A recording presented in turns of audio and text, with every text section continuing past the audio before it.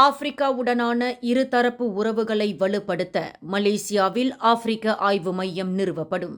Anwar அறிவிப்பு.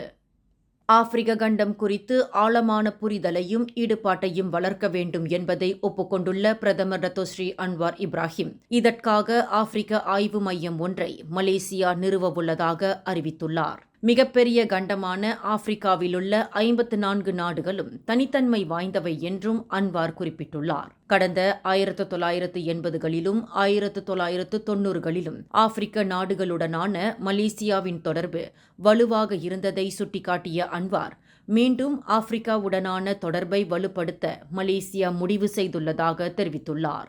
இந்த ஆய்வு மையமானது நிறுவப்படுவதன் மூலம் ஆப்பிரிக்காவை பற்றிய ஆழமான புரிதல் ஏற்படுவதோடு பொருளாதாரம் மற்றும் வர்த்தகத்தில் புதிய வாய்ப்புகளும் உருவாகும் என தாம் நம்புவதாக நேற்று ஜொஹானஸ்பர்க் நகரில் நடைபெற்ற நிகழ்ச்சி ஒன்றில் அன்வார் தெரிவித்தார். அதேவேளையில் இதுபோன்ற ஆய்வு மையங்கள் மலேசியாவிற்கு புதிதல்ல என்று குறிப்பிட்டுள்ள அன்வார், மலாயா பல்கலைக்கழகத்திலும் சர்வதேச இஸ்லாமிய பல்கலைக்கழகத்திலும் இஸ்லாம் மற்றும் ஆசியாவை பற்றிய ஆய்வுகள் மேற்கொள்ளப்பட்டு வருவதாக தெரிவித்துள்ளார்.